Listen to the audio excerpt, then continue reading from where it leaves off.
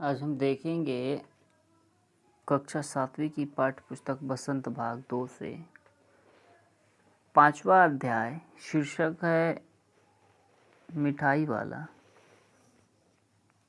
चर्चा करेंगे आज उसके अंतिम अंश के बारे में। इसे पिछले वर्ग में हमने देखा कि जो मिठाई वाला है वह बच्चों को खुश रखने के लिए किस प्रकार अपना जो व्यापार है उसमें बदलाव करता है और बार बार उस गांव में आकर बच्चों को खुश करने का प्रयास करता है। इस दौरान ये उपाय तरकीब निकालता है कि बच्चा किस प्रकार खुश रहे, सभी वर्ग के जो बच्चे हैं वो खुश रहे और उसके खिलौने या मिठाई या जो भी वह सामान बेचने आता है उसको उस चीज़ का सुख मिल सके, लाभ मिल सके। और इसको ध्यान रखते हुए जो मिठाई वाला है बहुत कम कीमत में अपनी वस्तुएं बेचता है ताकि सब बच्चा उसे प्राप्त कर सके, उसको पाने का उसे सुख मिले, वह उससे खेल सके। खाने वाली अगर वस्तु है तो उसे खाकर वह उसे आनंद की प्राप्ति कर सके। तो इस प्रकार जो है वो मिठाई वाला अपने अलग अलग वस्तुएं सस्ते दामों में बच्चों के बीच गा कर उसे बहलाकर दुलार करके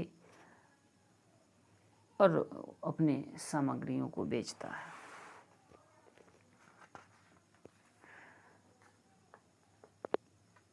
छः महीने के बाद जब वह बांसुरी लेकर आता है तो उसकी आवाज़ सुनकर ही जो लोग हैं गांव के, वो सभी वर्ग के उसकी प्रशंसा करते हैं। बच्चे उसकी बांसुरी की आवाज़ सुन के मैदान या गली जहाँ भी खेल रहे होते हैं, जिस अवस्था में होते हैं, वह अपनी सूध बूध खोकर उस बांसुरी की धुन को सुनने के लिए बांसुरी वाले के पास दौड़ा चला आता है, रंग बिरंगे बांसुरी को देखता है और वह अपनी इच्छा जाहिर करता है कि वह बांसुरी उन्हें भी चाहिए। वह भी उसे उसी भांति बजाएगा और सुरीली आवाज़ निकालेगा और इस प्रकार वह आवाज़ के साथ साथ उस बांसुरी को लेकर भी खेलना चाहता है। बांसुरी वाला सभी बच्चों को बांसुरी देता है। उसे पैसे किस प्रकार मिले अपने घर के लोगों द्वारा, यह भी उसे तरकीब समझाते हैं। और एवं प्रकार से गांव के जितने भी बच्चे हैं उन सबको रंग बिरंगी मुरलियाँ देता है। जो बच्चा यह तय नहीं कर पाता है कि इतनी सारी मुरलियों में से कौन मेरे लिए सबसे उत्तम होगा, सबसे अनोखा होगा, देखने में सबसे अच्छा होगा, जो अन्य बच्चों से अच्छा लगे, तो वह उसे चुनकर भी देता है और बताता है कि यह उसी के लिए बना है, ये सबसे अच्छा है, अतः इसे लेकर वह प्रसन्न रहेगा। सो उस प्रकार की मुरली निकाल कर उसे वह देता है।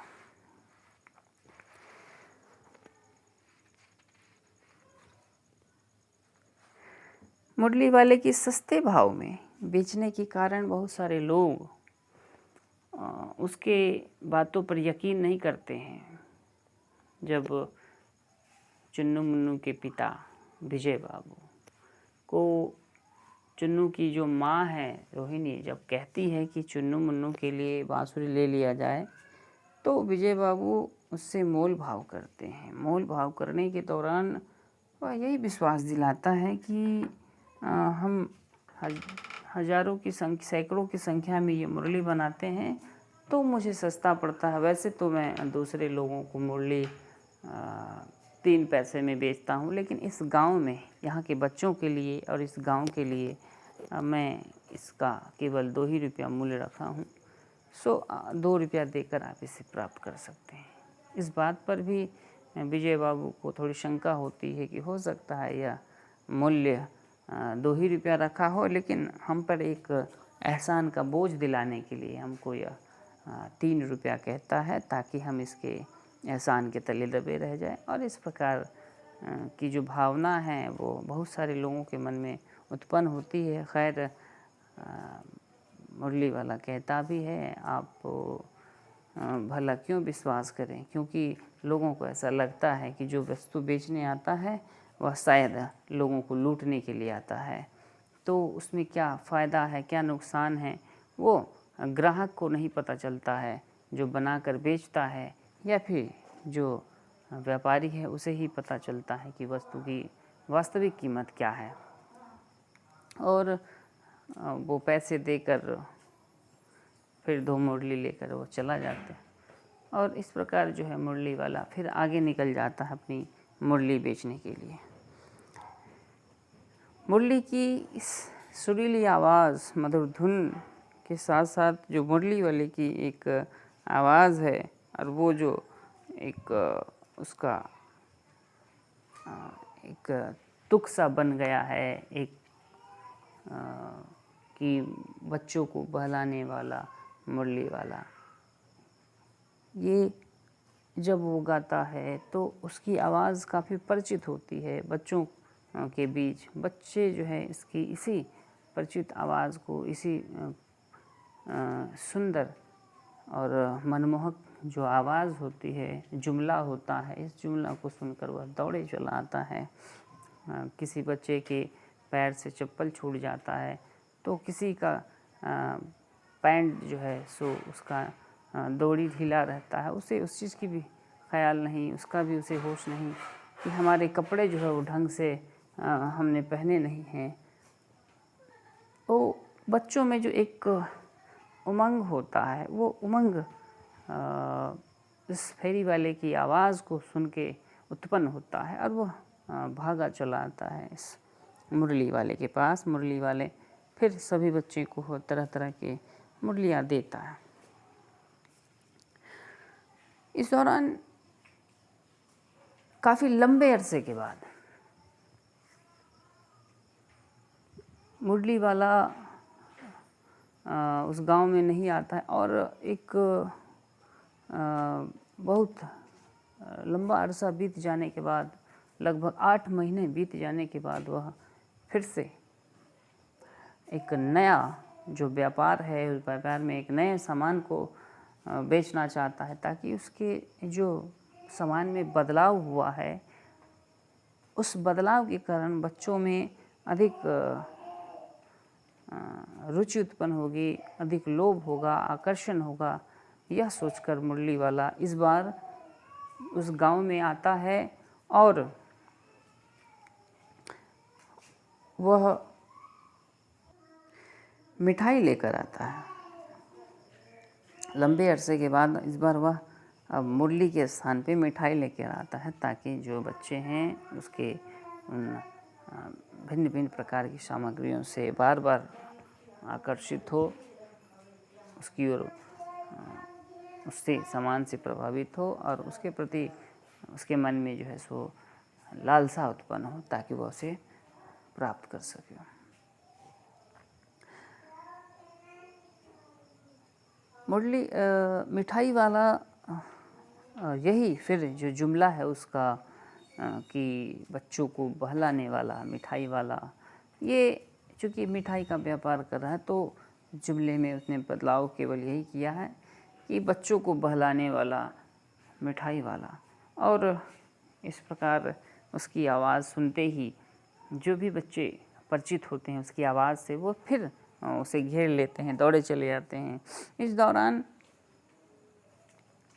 जो विजय बाबू की पत्नी अर्थात जो चुन्नू मुन्नी की माँ है रोहिणी, उसको सहसा याद आ जाता है कि ये वही आवाज़ है जिसको हम 8 महीने पहले भी सुने थे और ये काफ़ी लंबे समय के बाद ये आवाज़ सुनने को मिलती है। तो वो समझ जाती है, अनुमान लगा लेती ये वही आवाज़ है या वही व्यक्ति है जो इससे पहले कभी मिठाई बेचने आता था, फिर खिलौना बेचने आया, फिर मुरली बेचने आया और फिर आज जो है सो उसी आवाज़ में उसी जुमले में वह गाकर बोलकर सुनाता है, बच्चों को बहलाता है।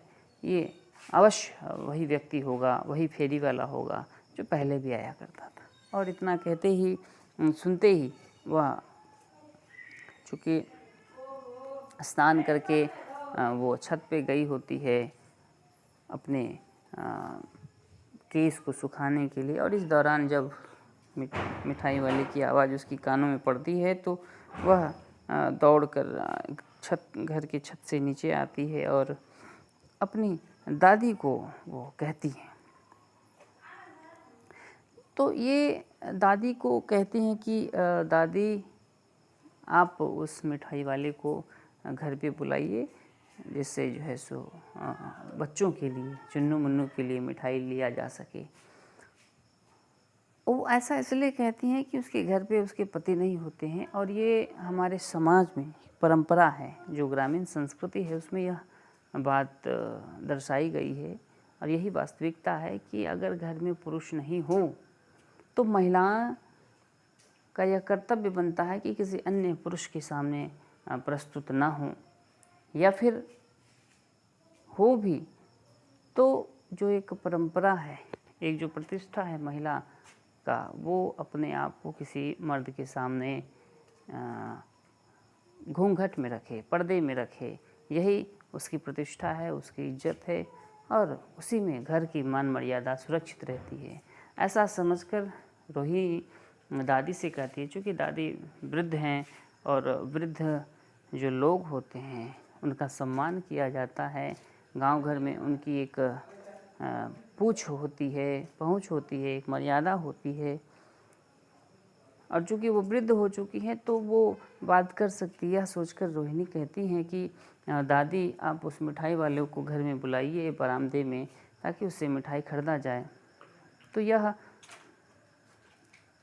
जो एक ग्रामीण संस्कृति है, महिला की जो मान मर्यादा है, उसका भी उन्होंने ख्याल किया है, और दादी उसे बुलाती है।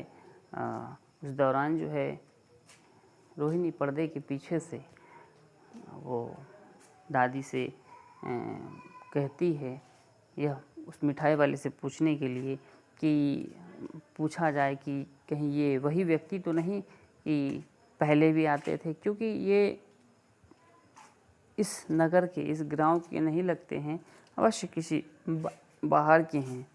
तो दादी ये प्रश्न को दोहराना ही चाहती है कि मिठाई वाला जो आवाज़ है रोहिणी की, उसकी आवाज़ सुनकर, और उसे उत्तर भी देता है कि नहीं, मैं इससे पहले भी इस गांव में आया करता था और तरह तरह के अपने सामान बेचा करता था। इससे पहले मैं मुरली लेकर आया था। तो जो एक प्रश्न होता है रोहिणी के मन में, कि जो एक शंका होती है, एक अनुमान होता है, अब वह वास्तविक रूप ले लेता है। वो समझ जाती कि नहीं, यही वह व्यक्ति है जिसके बारे में मैं सोचा करती थी। दादी उससे मिठाई का मोल भाव करती है। वो कहता है कि बस रुपए के मैं 16 पैसे के 16 देता हूँ। तो दादी इस पे उसे कहती है कि भला 16 ही क्यों, जो 25 क्यों नहीं, 16 तो कुछ कम है। मिठाई वाला कहता है, दादी इसमें भी मैं दे रहा हूँ, ये बहुत है, भला इससे भी ज़्यादा कोई देगा क्या। हालांकि इसमें है मुझे कोई फ़ायदा नहीं है, मैं तो दाम के दाम बेच रहा हूँ, ताकि हम भी बच्चों के साथ बहले रहे और बच्चे भी हमारे सामान को ख़रीद कर प्रसन्न रहे। दादी कहा सुना करती है और फिर कहती है कि चलो 25 ना सही 20 ही सही। इतना कहते हुए दादी थोड़ा सा मुस्कुरा लेती, यह कह कर कि अब मैं बूढ़ी ठहरी, भले मुझे मोल जोल क्या करना है। और ऐसा कहते हुए रोहिणी कहती है, ठीक है, 4 पैसे के वह देने की मांग करती है। मिठाई वाला एक कागज़ की पुड़िया में मिठाई, उसे 4 पैसे की मिठाई गिन कर देता है, और वह और भी कुछ पूछना चाहती है।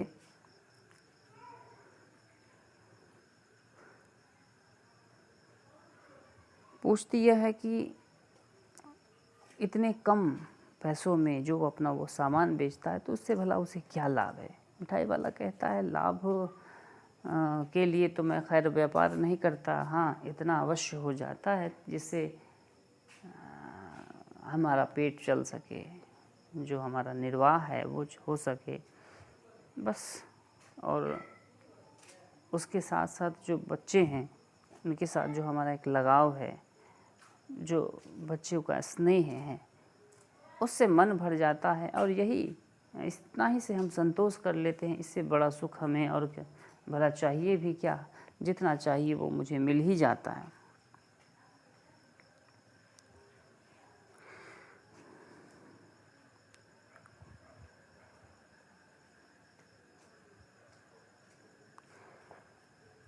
ये इतना सुख और संतोष मिल जाना, ये रोहिणी के मन में एक प्रश्न बन जाता है। रोहिणी फिर पूछती है कि आखिर किस प्रकार उनका मन प्रसन्न होता है।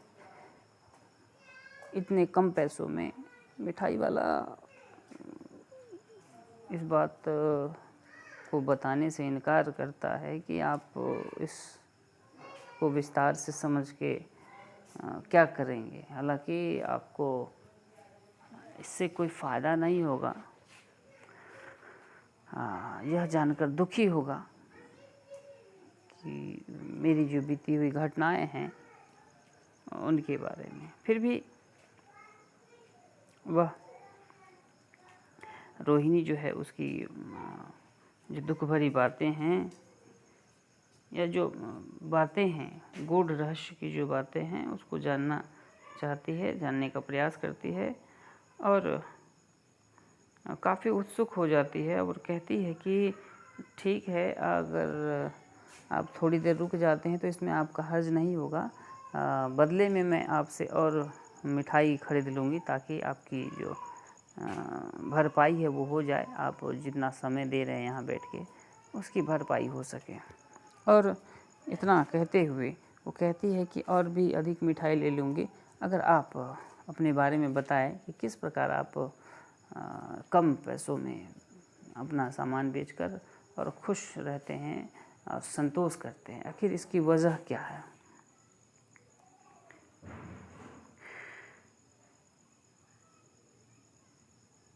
इतना सुनकर जब मिठाई वाला देखता है कि नहीं, अब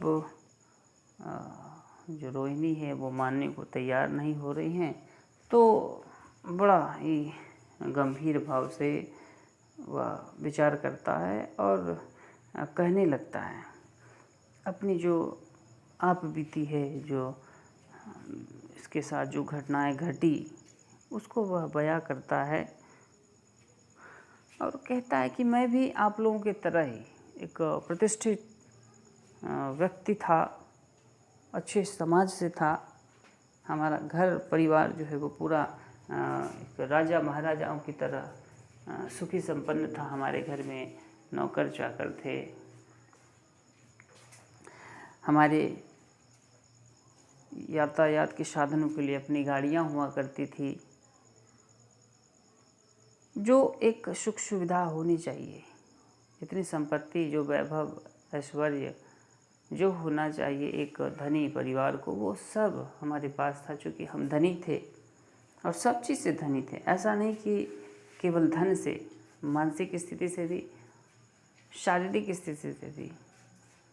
हमारे परिवार में हमारी पत्नी, हमारे 2 बच्चे थे, जो शारीरिक और मानसिक रूप से हम उस धन को पाकर तृप्त थे। वो केवल एक घर नहीं था। ऐसा लगता था कि इन 2 बच्चों और सुंदर सुशील स्वभाव की पत्नी को पाकर ये घर एक संसार, सोने का संसार सा लगता था।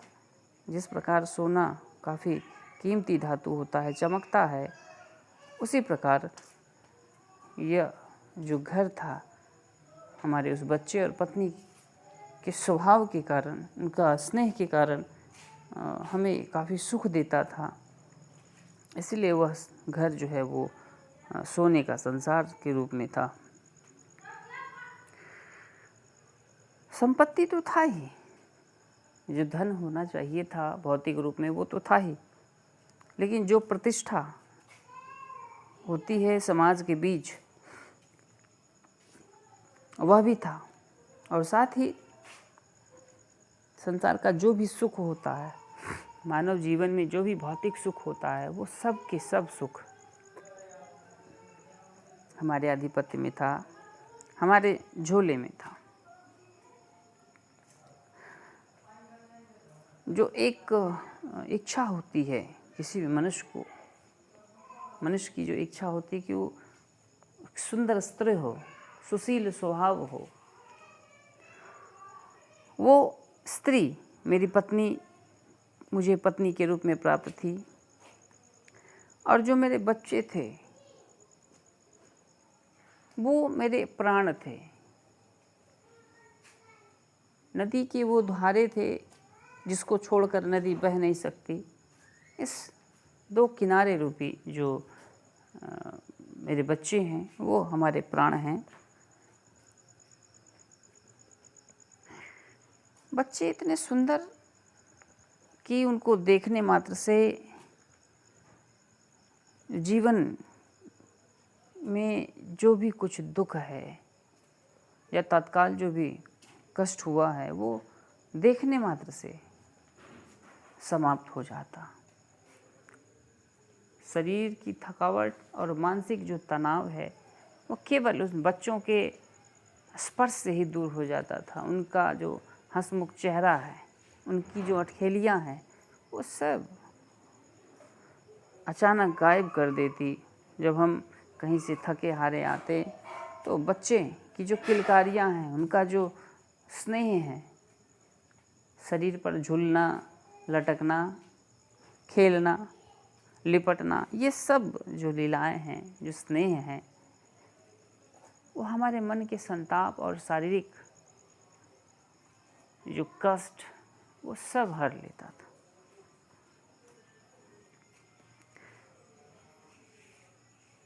इन बच्चों की किलकारियों से, अटखेलियों से पूरा का पूरा जो घर है वह गूंजा रहता था। बच्चों की खुशियों से, मीठी आवाज़ों से पूरा का पूरा घर कोलाहल होता था। जिस प्रकार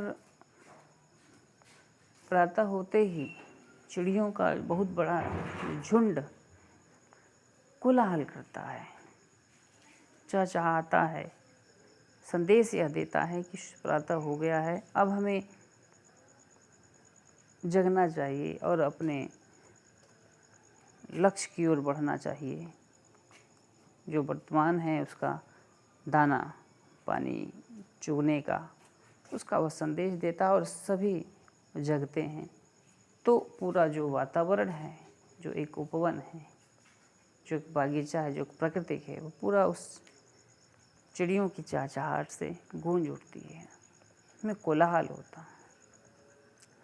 तो वही कोलाहल मिठाई वाले के घर में, जब उसके बच्चे हंसते खेलते मुस्कुराते, तो उसके प्रभाव से पूरा का पूरा जो घर है, आंगन है, उन उपवनों की भांति हो जाता है जिसमें चिड़ियाँ चहकती हैं।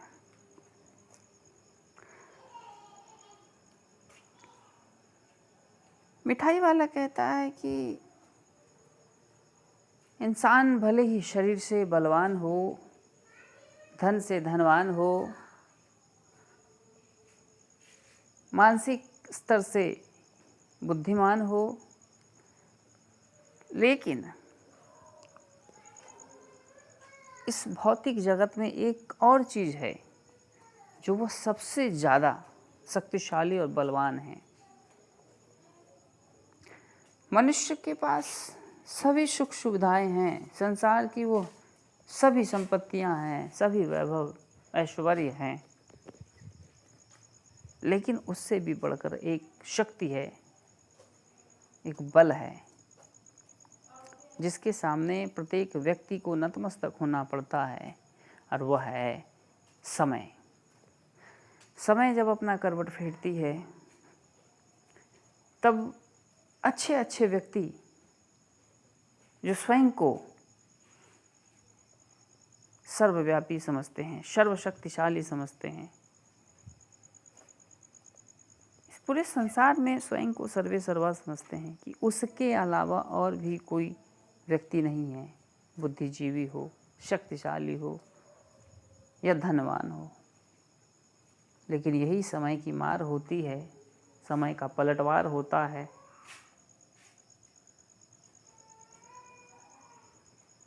कि जो व्यक्ति सबसे ज़्यादा शक्तिशाली था वह आज दुर्बल हो गया है। यही समय जब एक निर्धन के पक्ष में जाता है तो वह निर्धन संसार का सबसे धनवान व्यक्ति बन जाता है।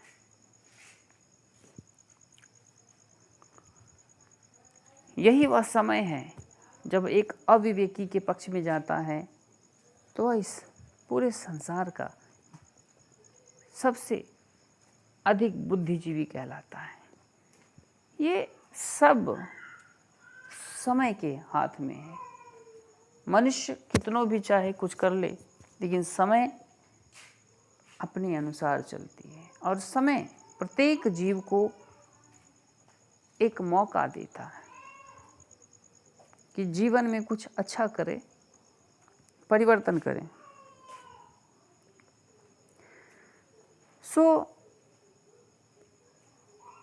मिठाई वाले के जीवन में भी समय का पलटवार होता है। जो उसके अच्छे दिन थे, जो धनवान, खुशी, सभी प्रकार का जो उसे सुख था, वैभव था, ऐश्वर्य था, इस समय के मार से, समय के हेर फेर से, समय के बदलाव से उसके जितने भी सुख संपत्ति वैभव थे वो सब पलट चुके हैं।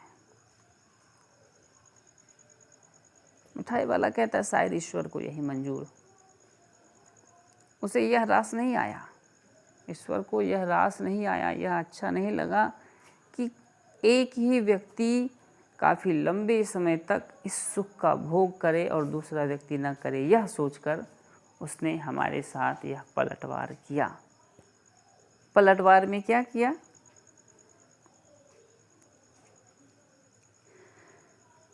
कि जो सुंदर और सुशील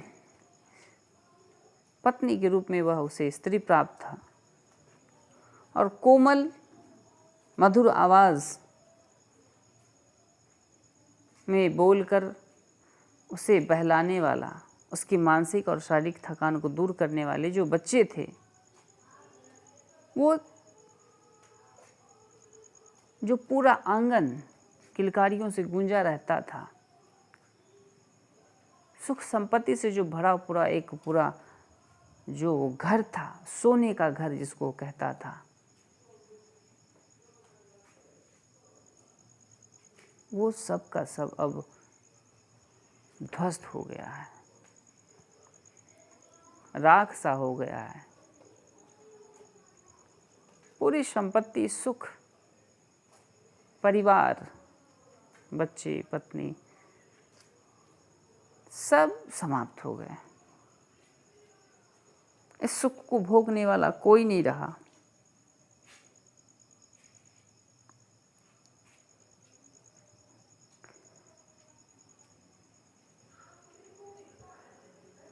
इतना सोचते ही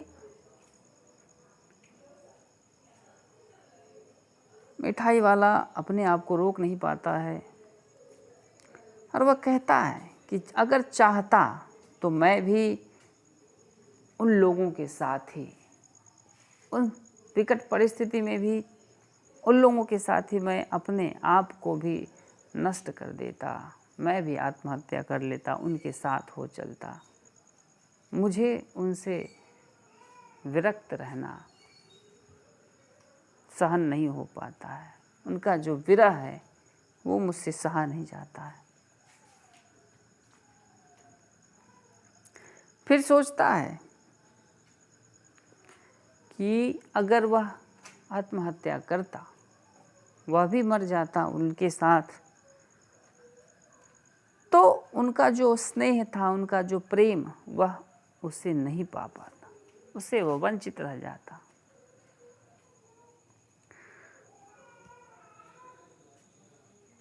और इसी प्रेम को पाने के लिए, इसी परिवार के स्नेह को, सुख को फिर से पाने के लिए, सुख को भोगने के लिए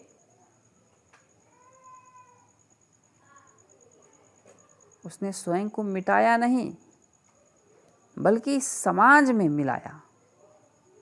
और समाज के जो लोग हैं, विभिन्न जो वर्ग हैं, उस वर्ग में स्वयं को स्थापित करने का प्रयास किया, जिससे समाज में जो बच्चे हैं, उन बच्चों के बीच वह स्वयं के बच्चे को देख सके, उन बच्चों का स्नेह पा सके, ताकि उन्हें अपने बच्चों का प्रेम मिल सके। और उन्हीं बच्चों को खोजने के लिए वह निकल पड़ता है, अपना एक व्यापार करता है, फेरी वाला बन के फेरी करता है, ताकि सभी बच्चों को देखे, उसे खुश रखे, और खुश रखकर उनकी खुशी में ही अपने बच्चों का प्रेम पाकर वह स्वयं को तृप्त करे। वह यह सोचता है कि मनुष्य का जन्म मनुष्य में ही होता है। मिठाई वाला को पुनर्जन्म में विश्वास है, और वह यह सोचकर गांव में आता है फेरी करने कि हमारे बच्चे और पत्नी, इनकी जो मृत्यु हुई तो अवश्य ये मनुष्य योनि में बच्चे के रूप में कहीं ना कहीं इस गांव में जन्म लिया होगा। और उसी बच्चे पत्नी की तलाश में वह निकल पड़ता है। गांव के सभी बच्चे से वह इसीलिए स्नेह करता है, ताकि उसके जो परिवार के लोग हैं, अगर उनका जन्म मनुष्य योनि में बच्चे में होगा, बच्चे के रूप में, तो उस बच्चे को वह दुलार सके, स्नेह कर सके, ताकि उस बच्चे का जो प्रेम है, बिछुड़ने का जो एक दुख है, पीड़ा है, उसको वह मिटा सके, उसका स्नेह पाकर।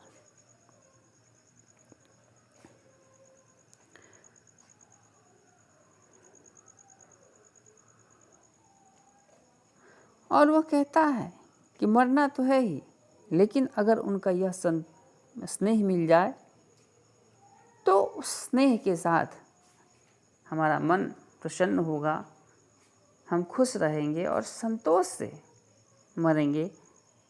संतोष होगा कि हाँ, हमने जीवन में जो खोया उसको पुनः पाया, और पाकर अपना जीवन समाप्त किया।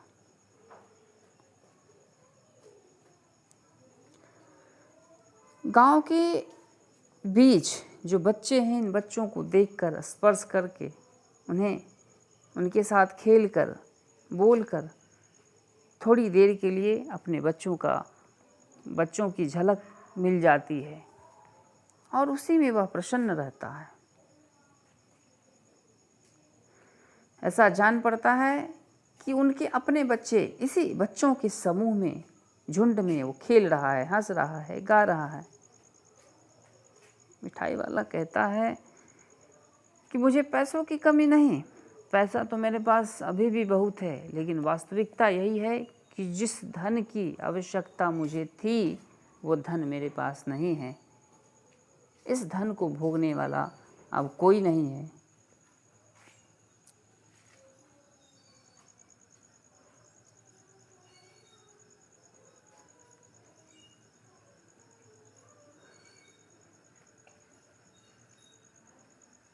और उस धन की तलाश में मैं तरह तरह के व्यापार करता हूँ, ताकि इन बच्चों का और पत्नी का सुख प्राप्त कर सकूँ, उन्हें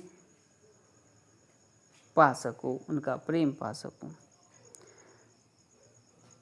इन सभी बातों की चर्चा करते हुए मिठाई वाला का जो आँख है वो आंसुओं से भर जाता है। ऐसा लगता है कि अचानक कहीं से बाढ़ आया हो और उस बाढ़ में जो पूरा एक प्रांत है वो डूब चुका है। मिठाई वाला स्वयं उस पीड़ा को याद करता है और उसकी आंखों में वो अश्रु के जल सैलाब तैर जाते हैं। इतने में चुन्नू मुन्नू बाहर से आता है और अपनी माँ के आंचल से लिपटकर मिठाई वाला को देख मिठाई की मांग करता है। मिठाई वाला चूँकि बच्चों से काफ़ी स्नेह रखता है, बच्चों की इतनी बात सुनते ही मिठाई वाला कहता है कि वह मिठाई मुझी से ले ले, और इतना कहते हुए मिठाई वाला कागज़ की पुड़ियों में कुछ मिठाई उसे देता है। उस मिठाई के पैसे बच्चे की माँ उसे फेंक कर देना चाहती है, लेकिन मिठाई वाला उस पैसे को स्वीकार नहीं करता है और कहता है कि अब के बाद से वह पैसा नहीं लेगा, इसलिए क्योंकि वो घटना उसे याद हो आती है और वह नहीं चाहता कि थोड़े से पैसे कमाने के कारण जिस संपत्ति, जिस सुख की वह तलाश में निकला है, वह सुख उससे छूट जाए, वह उससे वंचित रह जाए। और इतना कहते हुए वह पैसा छोड़ते हुए आगे निकल जाता है। दादी भी कहती है कि पैसा ले लें, लेकिन दादी की बातों को भी वह नज़रअंदाज करते हुए गांव में आगे की ओर बढ़ते हुए उस गलियों में ज़ोर ज़ोर से आवाज़ लगाता है अपने उसी जुमले में, बच्चों को बहलाने वाला मिठाई वाला, बच्चों को बहलाने वाला मिठाई वाला। और उस ये बच्चों का जो स्नेह है, उनका जो बीता हुआ एक सपना है, बीता हुआ जो क्षण है, जो परिवार के जो लोग उनसे बिछुड़ चुके, उसी परिवार को पाने के लिए वह अपना सब कुछ लुटाने को तैयार है और बच्चों के बीच अपना स्नेह बांट रहा है ताकि उन्हें अपने परिवार का सुख मिल सके। इसी के साथ मिठाई वाला अपनी पीड़ा को मिठाई बेचकर एक मिठास देकर ढकने का प्रयास करता है। तो आज इस शीर्षक का समापन होता है। धन्यवाद।